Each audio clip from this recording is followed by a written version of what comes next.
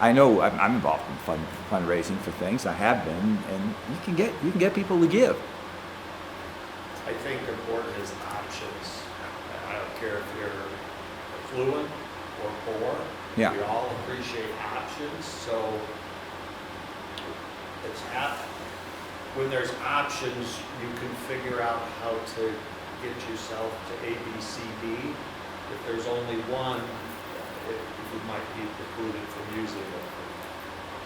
Part of it is the Yeah. information that should be required to the returning citizen on what is available and where they are. I mean, it literally, I think we should have done a program a number of years ago in this area. But somebody can just walk out, they have nothing, they know nothing.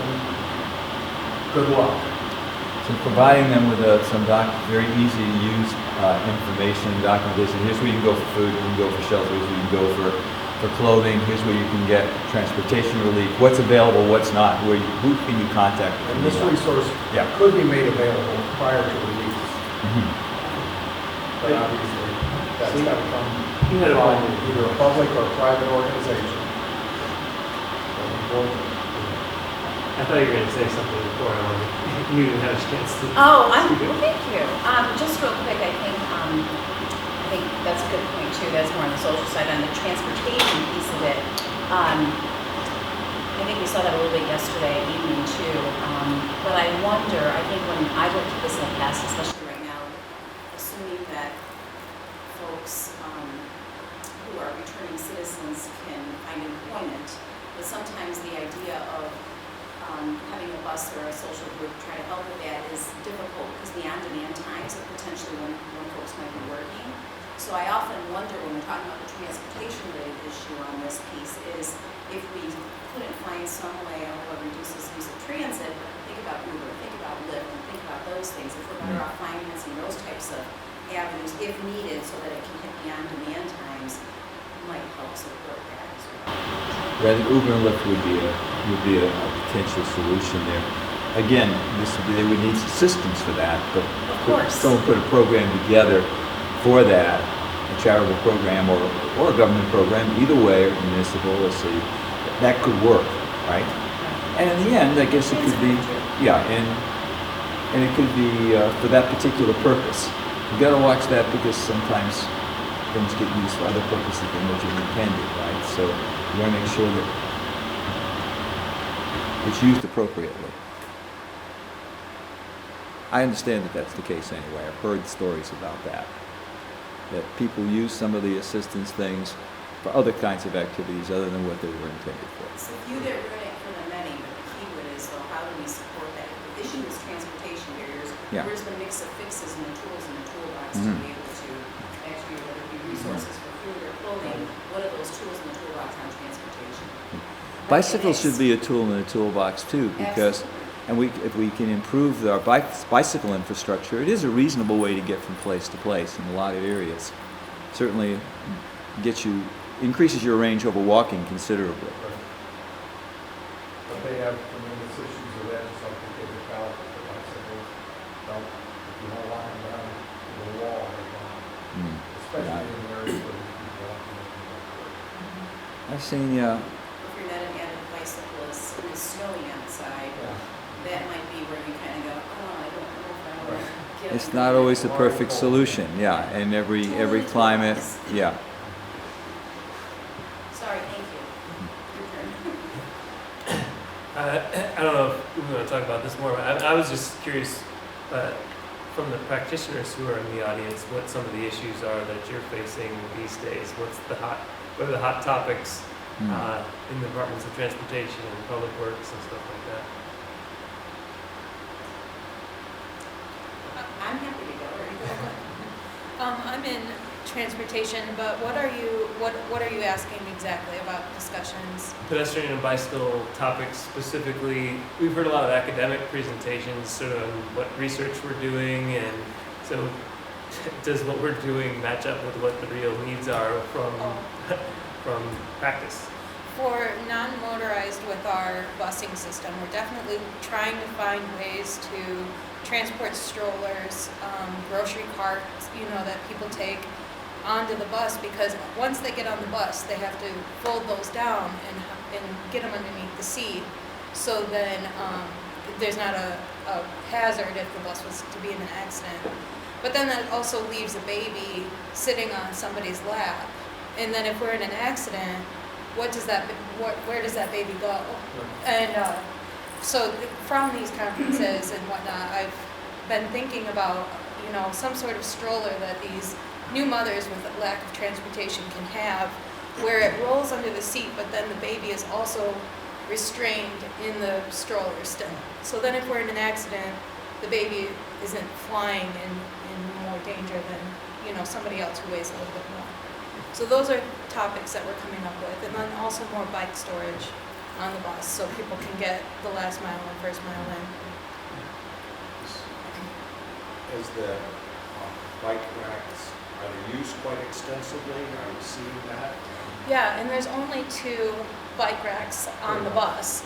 And so we're implementing new bike racks at the bus stop, but then that leaves that passenger having to leave their bicycle if the bike racks are full. And then they aren't going to be able to return to that bicycle until they're done with whatever they're doing in the community. What about safe bicycle storage locations where they catch buses in some places or near where people pick up buses? I'm thinking about the suburban area where it's not as efficient for the bus, but if you could get a bike to connect to the bus, you've increased your efficiency. Yes, yeah. And then, I bike as well, and I appreciate covered storage for my bicycle as well, because it might rain in the middle of the day, but that doesn't affect me until I get to my bike. So if it's wet, then my ride home isn't as comfortable as my ride in. So yeah, bicycle storage is a thing, for sure.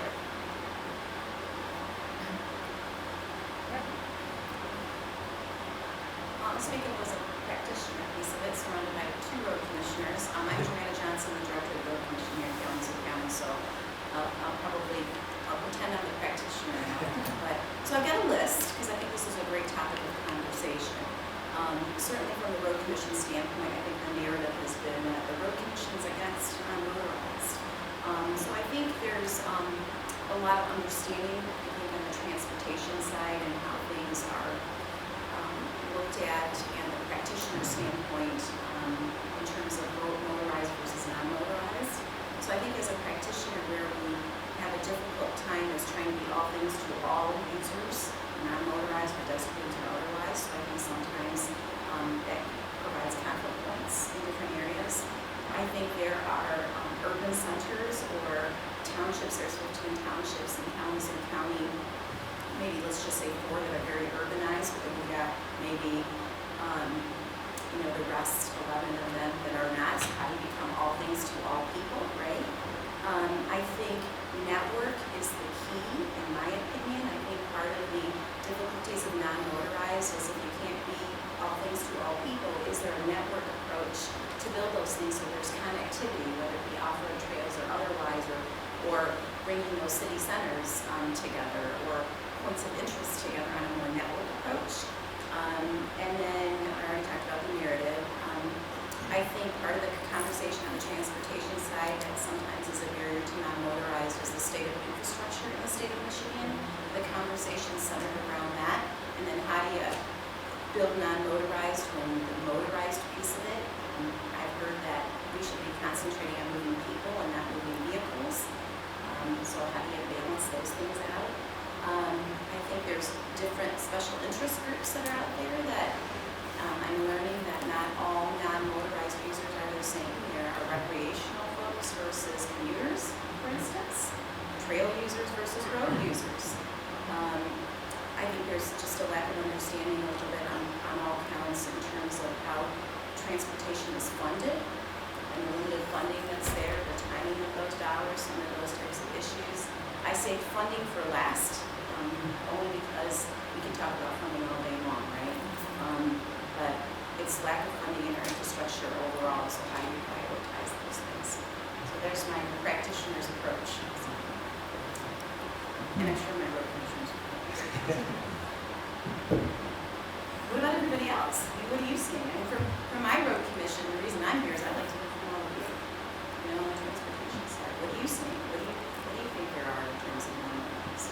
I don't have data on this, and maybe Valerian can speak on it, but you mentioned those different uses. I use trails, but I use the roadway. I use it to commute, but I also use it for recreation.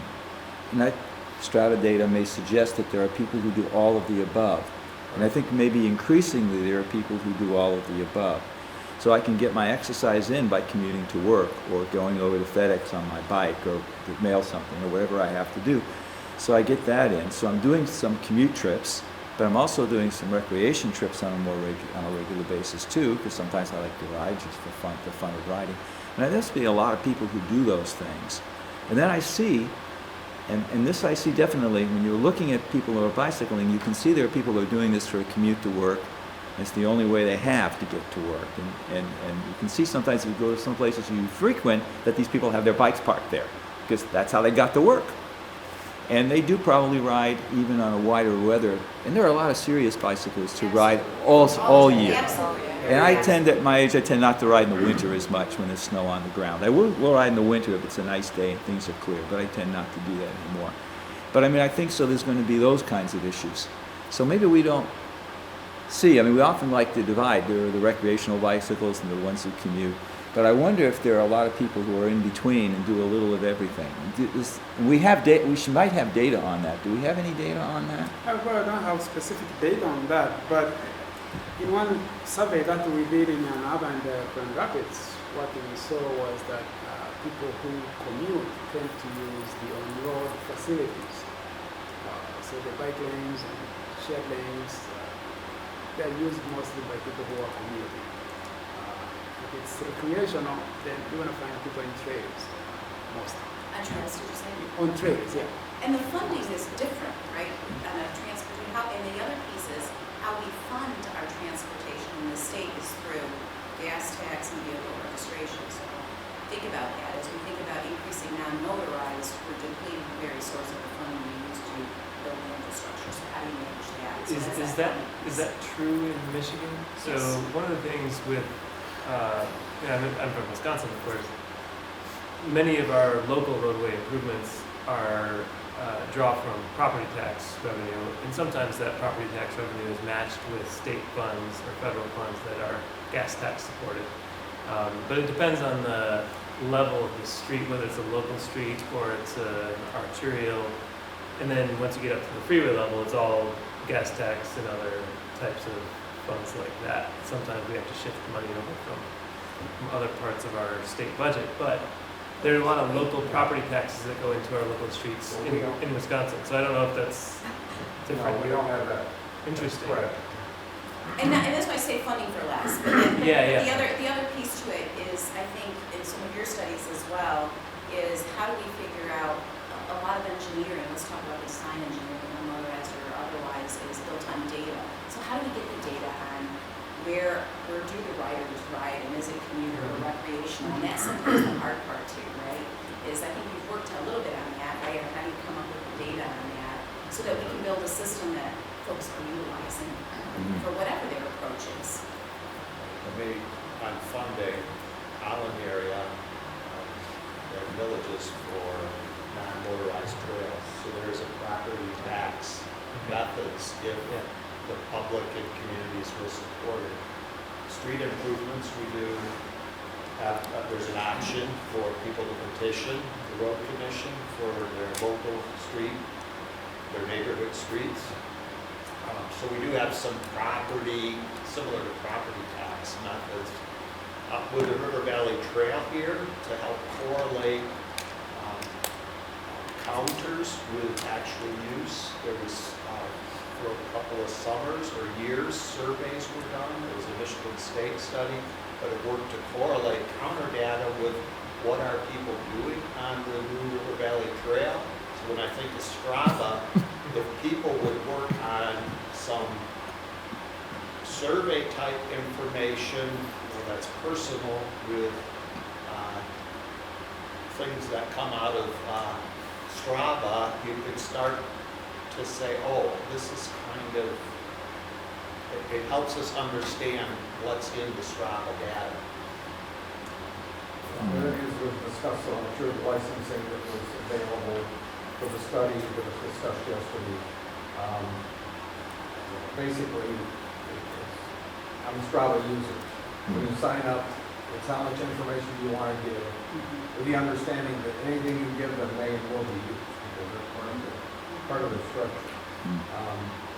But I don't know what kind of detail it is. And I know a lot of my friends who have Strava who don't use it, except on the hard drives or when they're trying to really track what's going on. That kind of thing. The nice thing about the apps, Going around the grocery you know. store and down the street, they don't bother turning it on.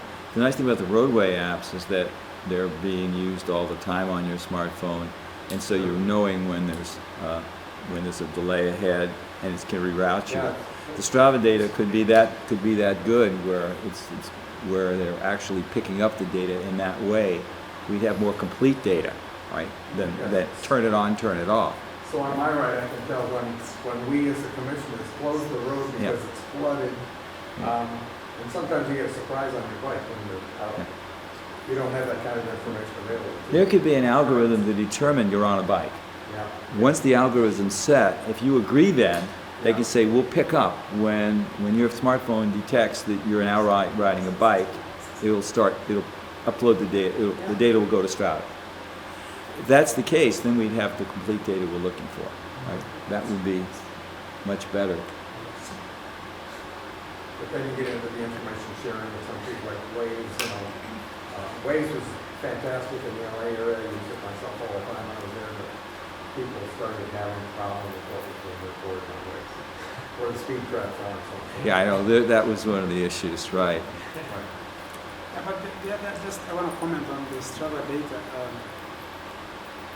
The information that you get out of Strava data is limited in some way because of privacy issues. In fact, when I was starting my study, when I contacted Strava and asked them for data, and they gave me the agreement, when we looked at it, we said, this is not usable. So we had to actually spend like a month or so changing the agreement so that at least they can allow us to kind of extract something that is usable. Because many demographic information, they're going to give it to you on aggregate basis. You won't get individual people information. But still, I mean, it's usable, I would say, but again, there is that limitation. You want it to be anonymous, but you want to be able to track. I'm now watching this use. I have the demographics for this particular this data point. Yeah. The issue is that the Strava data is giving you the origin and the destination. So even if someone is anonymous, they're going to give you the origin, and it's easy to kind of track a person. So that's why they kind of hide that. So they give you that information on aggregate basis. But some demographic data wouldn't really reveal who it is in any way. So if they gave you some of that data you're looking for, I think they have to know that that's being shared, but yeah, not the identity of the person. There are many males, many females. There are many, right? I mean, different. There are many people, different ages, and so on. The kind of stuff you're looking for, you know.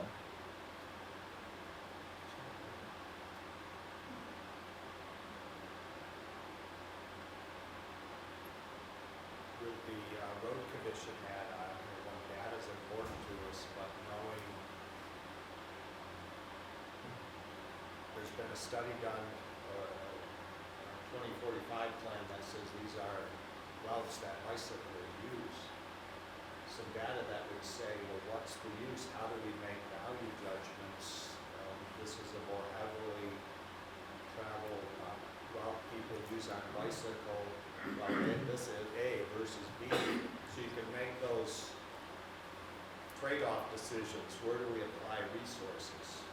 That would be good. You know, Strava could ask us, when you complete a ride, it could ask you to rate the quality of the trip. You know, in some, of course, a couple, just very quick, just put a number on this. And do it randomly for a couple of different things so that you're not asking more than one question. But those data could then be accessible to us in terms of things that planners might be interested in. The issue that you always run into when you're trying to document where riders are currently going, what routes they're currently taking. There's a couple, we've talked with different bike groups that do organized rides, but because they charge a membership fee or something, they don't want that public, because they only want to give it out to the people that have signed up for the rides, so they don't like to share that information. But the other issue that you run into when you're looking at what our riders currently doing is that you're not looking at why they're not using a route that might be actually more desirable if it had better conditions. So you might end up, based on where you think the riders currently are, making improvements to a road that actually might not be their most desirable, but they can't use the other route. But if you look at origin and destination, you might infer that. Exactly. Right? This is a much more direct route, but nobody's taking it. Stadium Drive, that's much more direct. Oh, but nobody's doing it. So, okay. So, which brings me to a question I was interested in. I didn't get to stay. I had some personal issues to attend to. But yesterday, there was an opportunity to interact with the people doing the Western study in terms of, and it looked to me like they're maybe excluding some of the more interesting questions. I mean, you go to Ann Arbor, and we did research in Ann Arbor. There's a lot of bikes. You go up to Lansing, there's a lot of bikes. Not as many bikes at Western. And part of the problem isn't just access within Western, even though there are problems there, but there aren't, because you can do what you want. But the issue is connectivity. It's poor. The connectivity is poor. And that's what has to be worked on. And that's an issue for everybody. When connectivity is poor. Even from here to main Yeah. campus is not comfortable. Oh, not at all. Not at all comfortable doing that. And Rob, you were saying you were jogging yesterday, and you're in This morning. near Stadium. Yeah, this morning near Stadium Drive, and there are places where there were no sidewalks. Yep. Other places where it's not great. Parkview had a section where there were no sidewalks on either side, and there was a guardrail. There were bike lanes, which was nice. Yeah. Because I could run in that. But it's pretty tight. It's very tight. The bike lanes. So connectivity is really an issue around here. And I guess it gets to the broader development patterns. It's worth thinking about a little bit. So the historic section of Kalamazoo is very pedestrian friendly, sidewalks everywhere, but then you go into this sort of in-between area between urban and rural that was developed over the last 50, 60 years, and it's just really difficult to get around. So a lot of the work, and when we look at the most severe pedestrian and bicycle injuries, they often end up in that area, regardless of that there aren't as many pedestrians actually crossing the street in that area, but the risk is incredibly high for those who do along some of these arterial roadways. So I think we see this not just here, but in communities across the country. So we have a lot of work to do in these in-between areas to sort of catch up with making it safer and more connected and comfortable. It's going to take a lot of investment over time now. I think the other interesting piece to it, going back to origin and destination, going back to the type of user, there are some roadways for crash data or other areas that you look at that may be quote unquote more safe to be on for non-motorized users, but frankly a road that might have hills and curves. Sure. But then there are some non-motorized users, that's exactly what they want, right? But may not be this, from a data-driven piece, the safest origin and destination road. For sure. Is there any research that's done or planning where we have the kind of community we do here in Kalamazoo that are there any grounds to say you really should develop corridors on the points of origin that connects neighborhoods to principal destination places? West side area to western downtown, north side, or do we need a through corridor, Kalamazoo corridors? But are corridors effective to helping improve non-motorized transport, or really have to do loosely everything? I see corridors as very valuable because they're often where a lot of the activities are lined up as well. I mean, Stadium Drive is not an easy, there's no easy solution to look at that, but you see all the activity that's along that corridor. If it were improved, it would make it significantly better for pedestrians, bicyclists, and probably drivers too, in terms of safety. Not a cheap solution, no doubt, but that could be a corridor that connects. The complete street, the idea of complete streets, and I know there are many Michigan communities that have enacted complete streets policies, that would say anytime you do a street, practically you should be making improvements for all those modes. That in practice is not always that easy to do,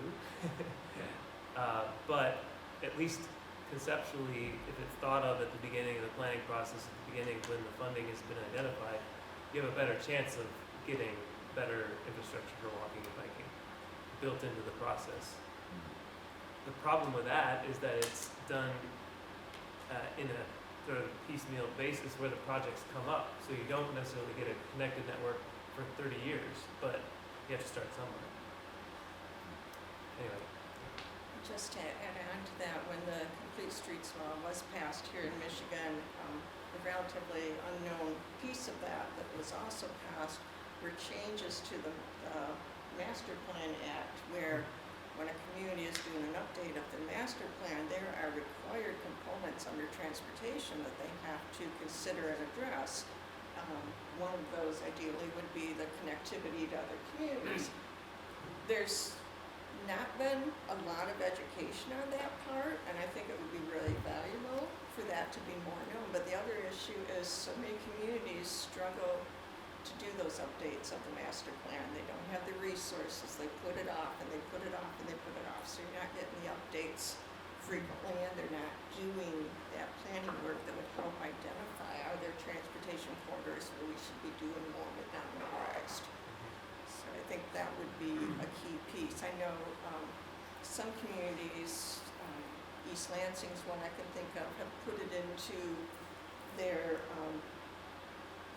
zoning and into their site review that when a development happens, they have to put in a 5-foot sidewalk.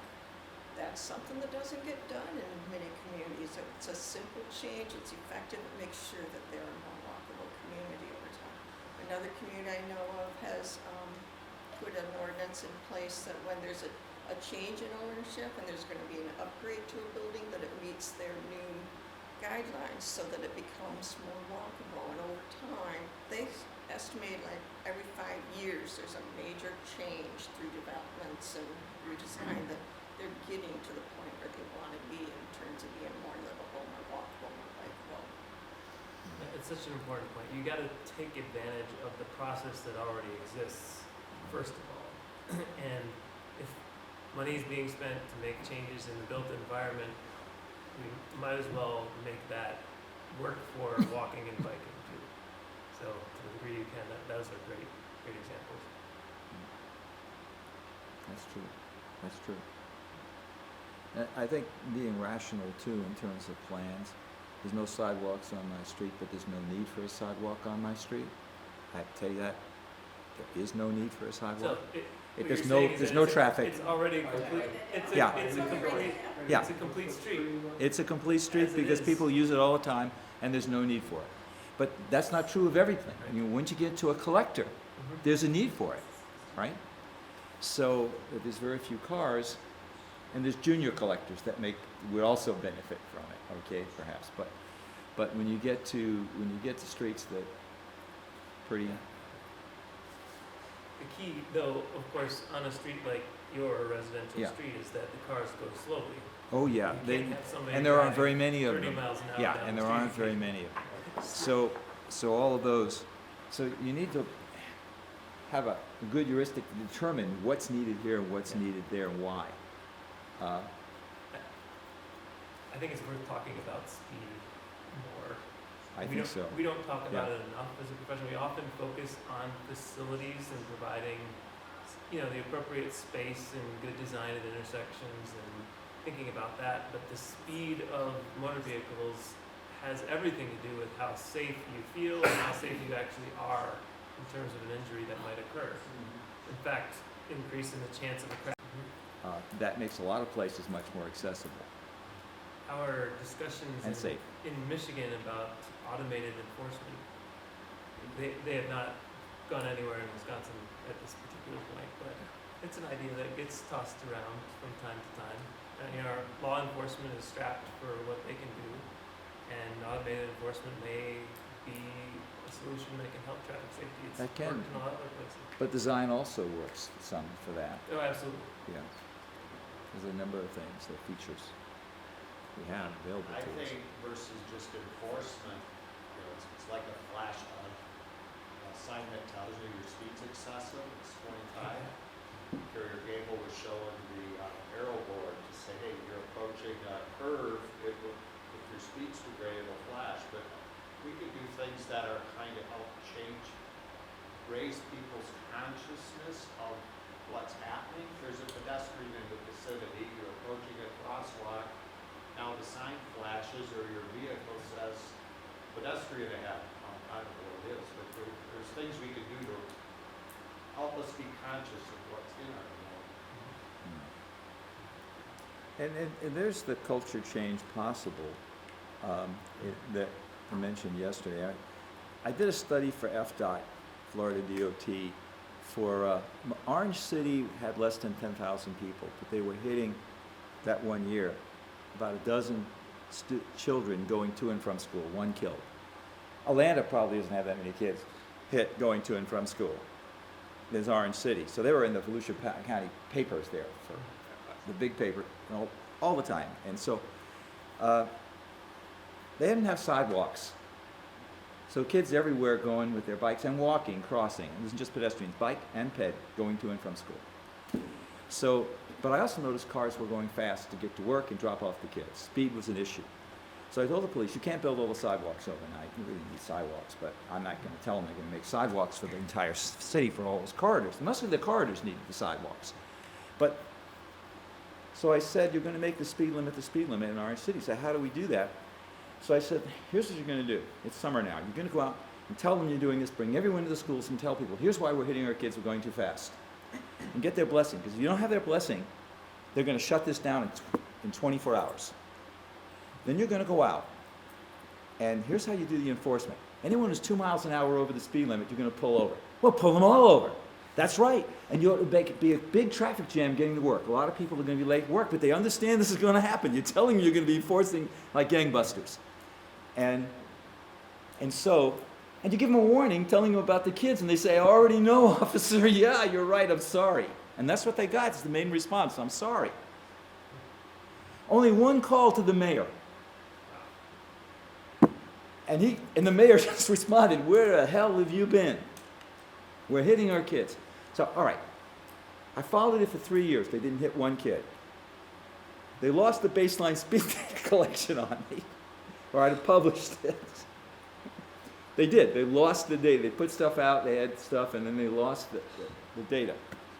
But the thing was, why didn't they speed later then? I'm late for work today, I'll speed. Yeah, but everyone became a pace car. I told the police that if you do this right, everyone becomes a pace car.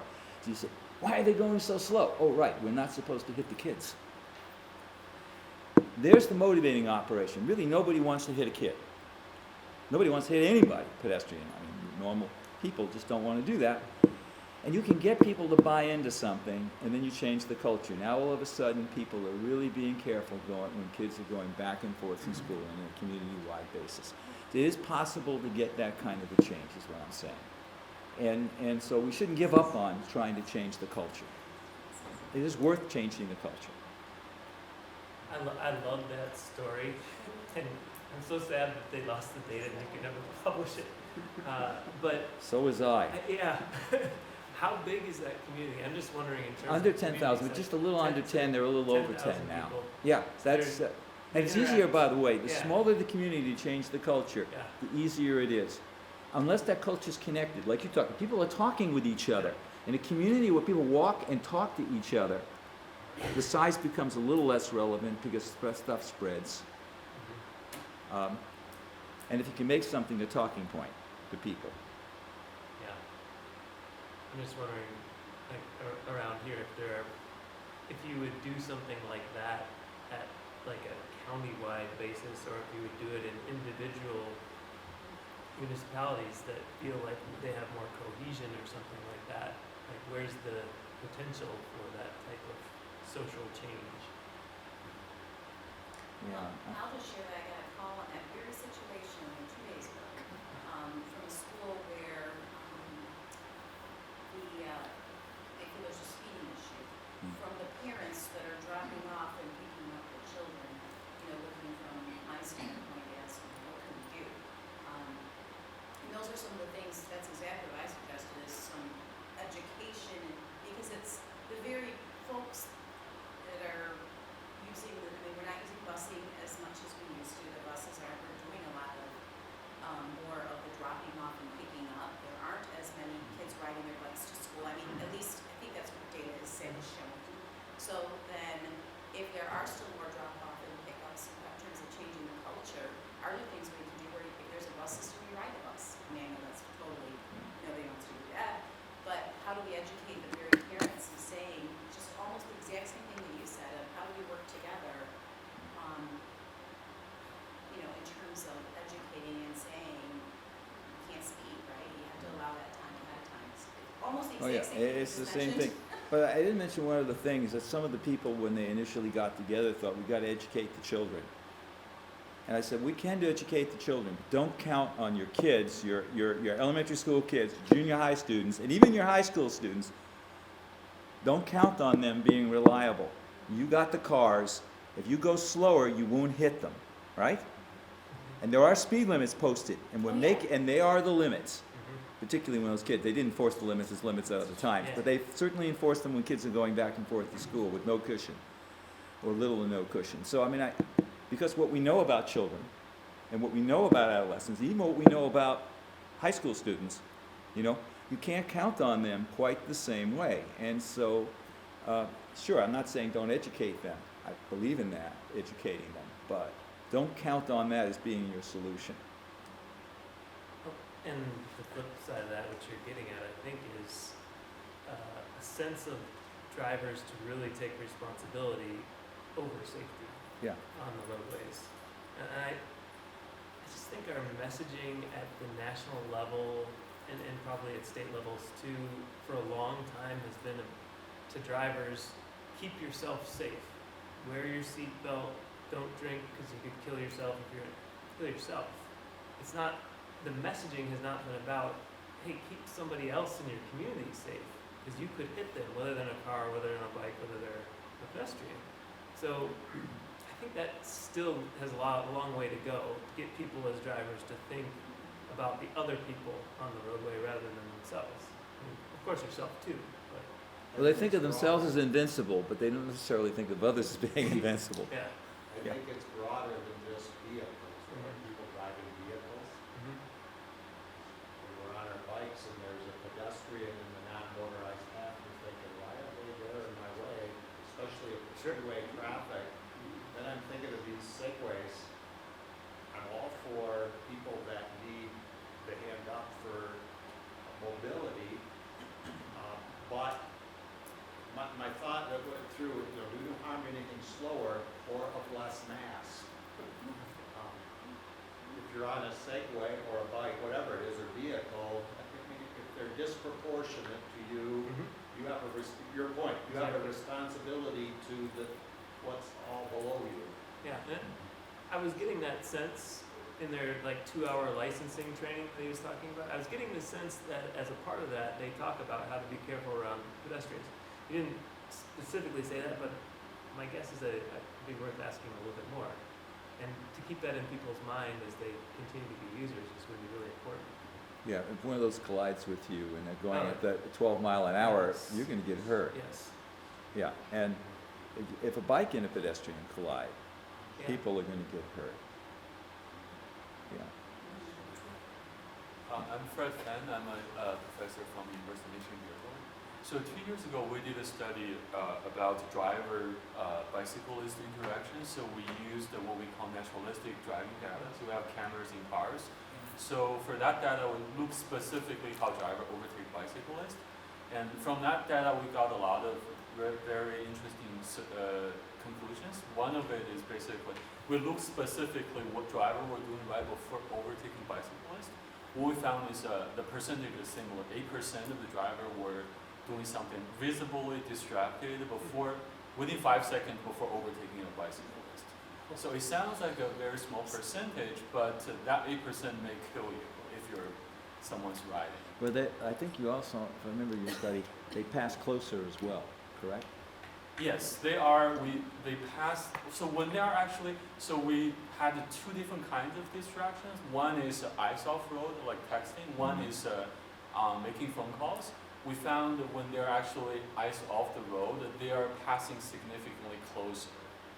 It could be a collision as well. Not in the eyes off road. distracted.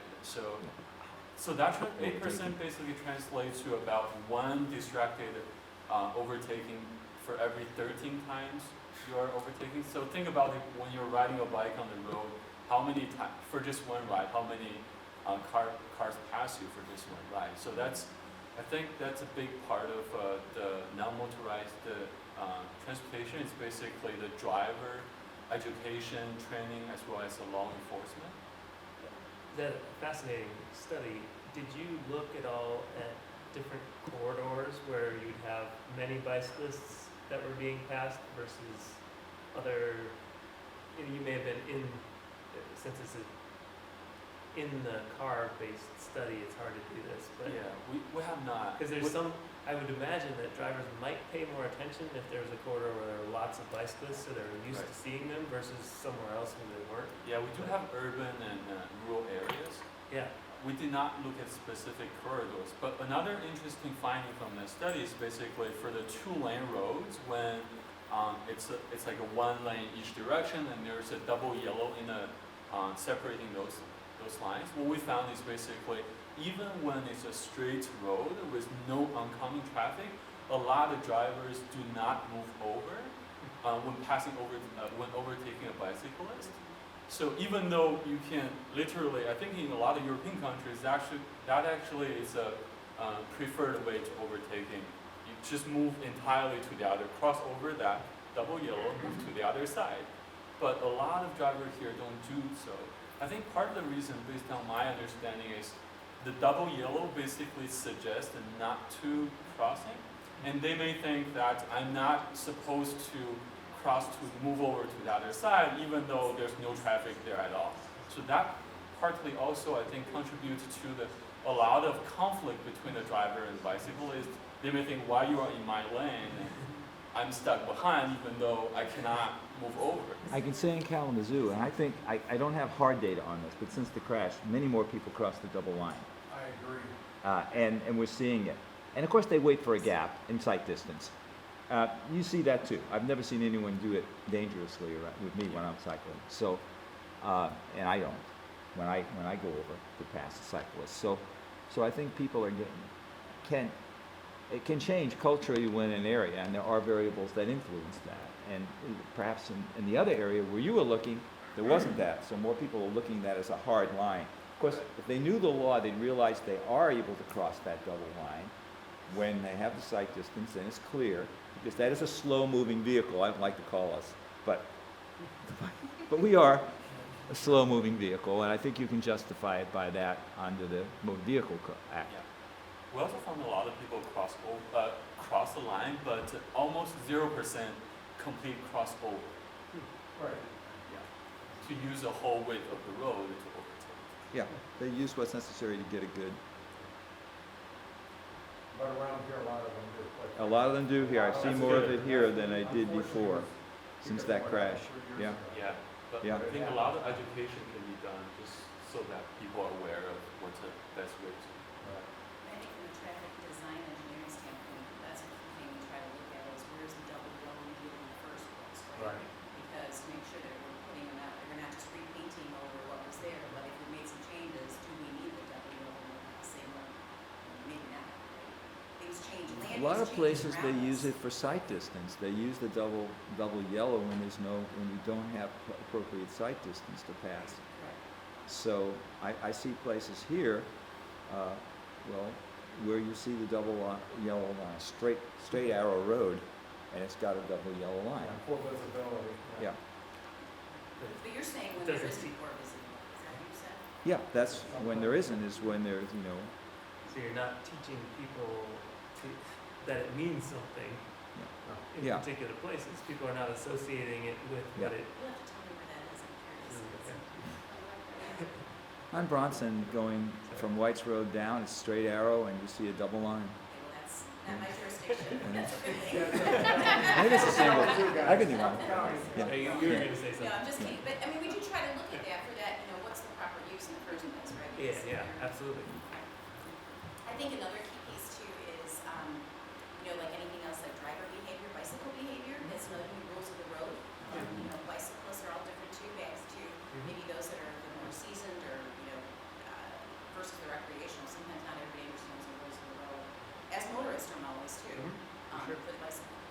But And non-motorized. in connection with this, before I give you the it's education is one component, but signage is also important. In one of the studies we did for Michigan, Teresa probably remember that we were looking at how do drivers behave at locations where there are signs that tell them, hey, expect bicyclists in this area. There are signs like share the road. That sign is a simple sign, but it kind of reminds drivers always to be aware that, hey, you could see a bicyclist in this area, especially in areas where you don't have dedicated bicycle facilities. I'm glad you brought that up. We have those discussions too in terms of signage, right? We have 22,000 signs in the county right now, but the question is, who are the signs for? Are the signs for the motorists or are the signs for the bicyclists? And do they look different? And those are the dynamics that are always interesting to try to know, who are they for? Yeah, you What's think the of the, messaging? the size too. I mean, a stop sign is this big, and the portage bikeway signs are, this big, the size of a matchbox.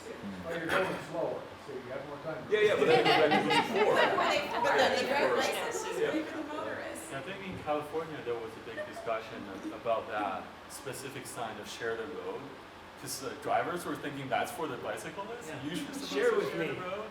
So I think a lot of California cities they are changing that to bicycle or cyclists may use a full lane. Yeah, that's the new sign that is being Yeah. promoted I by the think committee. that's the main Yeah, Stuff. yeah. No, It's an not issue, here. yeah. Yeah. But yes, good point, right? Because again, who is the sign for? But then you're working on changing culture, not a rule. You have the right, if there's a right to take the lane, and it's an educational piece. Like what I find on a bike, if I can ride extreme, out on a shoulder, almost off the pavement, and some people still insist on holding the normal vehicle track. I'm thinking, okay, I'm doing all I can to be out of your way, it's 55-mile-an-hour road. Why aren't you moving over a couple of feet? There's no oncoming traffic. Maybe the I text. think that sign of what are the rights is important. We gotta get back to your. Well, I wanted to ask because you were as a PhD student and learning from all the perspectives and research and studies, I found very interesting the thought that we know that enforcement helps in what? In a behavior. And going back to that one, traffic safety psychology, remember what enforcement can be done besides the police enforcement. We pedestrians, everyone's a pedestrian, bicyclists, we can apply a positive reinforcement when we have a driver who gives us the way and say hi or thank you. That would definitely motivate a driver to, they noticed that I had the 5-foot eye, they noticed that. I mean, if I cannot, or the double yellow line, okay, I'm kind of not complying to my thought of this is not right, but I'm giving you the space, thank you very much. Thank you. And then that is really motivational. I mean, as if you have this campaign unconsciously going on as a pedestrian bicyclist, that would really create a newness in terms of the behavior of the driver, its impact. That's You don't have to cycle, give you a ticket for that. You get the hi, thank you.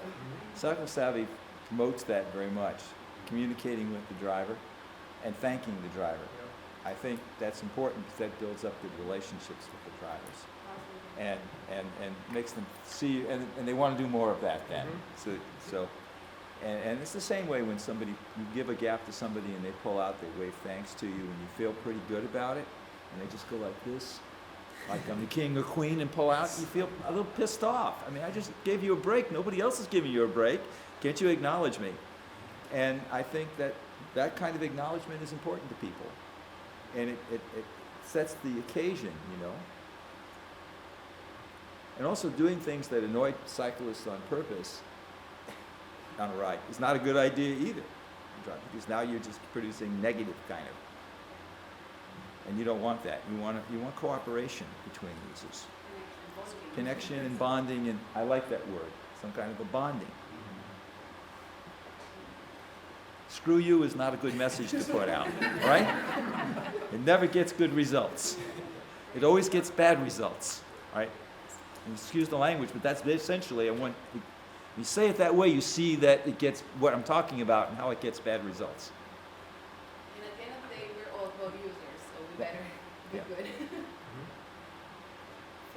With that, I mean, we keep discussing this, and I keep thinking about the worst experience that I had biking. I was on a one-way with lots of different lanes, and I needed to get over, but the vehicle behind me was blowing their horn, so I thought there was something bad happening behind me. And I finally turned around and realized that they were blowing the horn at me. And there was not a bonding experience happening at that point. And so, you know, you just have to think about what kind of mindset they're in. She didn't know that I had no idea. I have a rear view mirror, but I have to adjust it to make sure that I see what's happening behind me.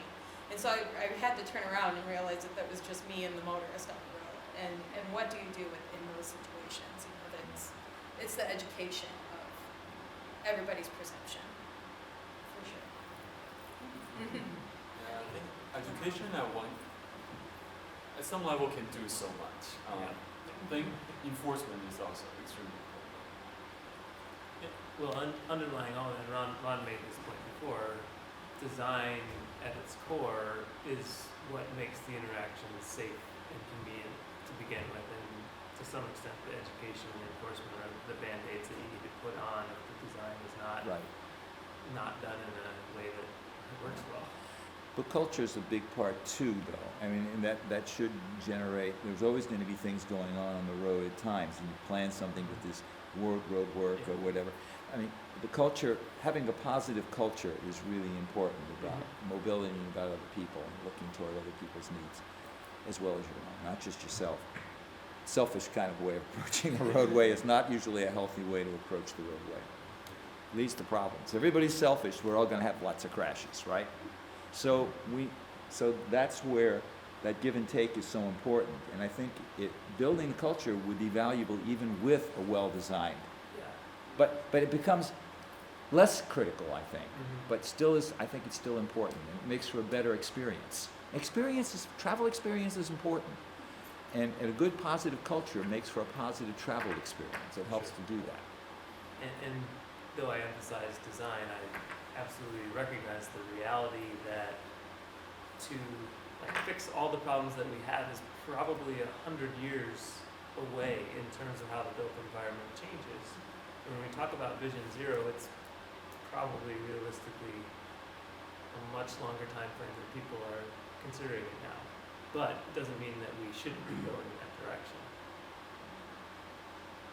I think that's the key. It's planning, right, and coordinated planning, right, and key corridors from the standpoint. Yeah. I think another piece to just go to pedestrians.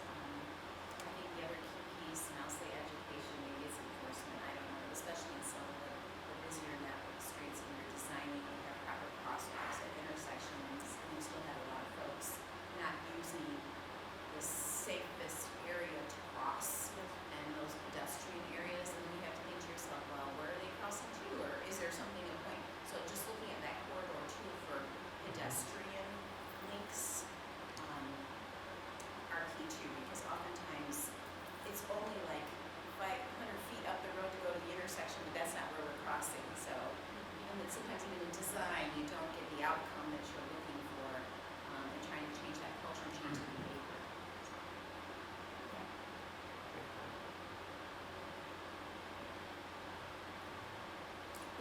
like to go back maybe to the speeding question.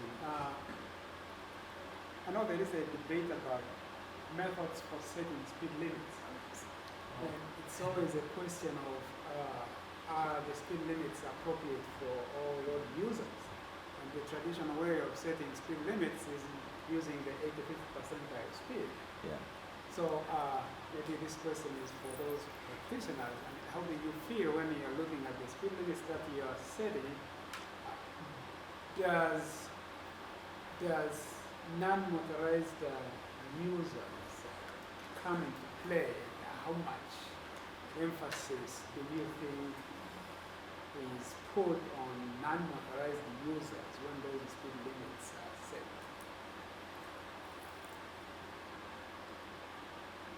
Does the road commission get into that? Well, I get on that one. It goes on, I can go on and on. I've been through so many of these 85th percentile debates. Again, trying to be all things to all people. Also trying to understand, this is sometimes the conflict, right? Because people want to move, but yet we're trying to accommodate all users. There are key corridors where people want to move. So in general, I'm going to speak for myself. I understand the 85th percentile. I think there are things within the law now that can appropriately accommodate like a downtown development district or certain access points and areas that have more driveways or schools, etc. So from my chair, at least, I understand the 85th percentile isn't perfect. It's never going to be perfect to everyone. But yeah, I think there are ways to accommodate all users within what's defined in the speed limit law today. The problem is, back to culture, I think the thought process is slower speeds. You guys probably done more research on this than maybe even I know about. That slower speeds reduce crashes, fatalities, and most of us think. And the question is, does it? Right? But that's what people think. Those are the phone calls I get. If we reduce speeds, we're less apt to have, God forbid, somebody killed, or do you have to have somebody killed before you do something, or so I think it's a culture shift too, that it's just an automatic thinking that if you're doing 75 miles an hour on a highway versus 65 or 70, you're going to make more crashes or not. So I guess what I'm trying to say is, does the data support that reducing speed, which considers those non-motorized users and all of that, in every corridor reduce crashes, or does it cause road rage and other issues? There's just a lot of facets to it. But to answer your question, coming to the root question from my standpoint, I think there are ways that we're trying to adapt to consider non-motorized, and the current law allows that within certain key corridors. Not everywhere, though. Some cities, Chicago's one, but there are some cities where they set the speed limit uniformly low throughout the entire city. It doesn't matter what it is, except the interstates. They're the only ones that have a higher speed limit, and very often the actual speeds there are quite slow because of the traffic. But people going through typically, but the interstates. But and I think that's why some of the older cities have better design in the sense that they have sharper turning radii at intersections. They have, basically by design, they're older cities. The newer ones down in Florida, they built these big wide roads, and it makes it really difficult for pedestrians, for bicyclists, and even a lot of vehicle crashes. And look at a lot of things happening there. And so I think when you start to go that way and say, look, any place, your city, any place where there's people walking, people riding bikes, this is what the speed limit should be. Say 25 alive. That's it. And a lot of other cities decide, oh, we can be 55 miles an hour in the city, and there are homes on each side of the street. That's okay, 55's fine. And we'll put a lot of lanes in too. But that doesn't make sense. And even they're realizing it in Florida that this isn't working, this kind of design. It just doesn't work. That's why we have so many of these crashes. And so the quality of life isn't so good in that kind of situation when you have that kind of design. So sometimes it's worth rethinking.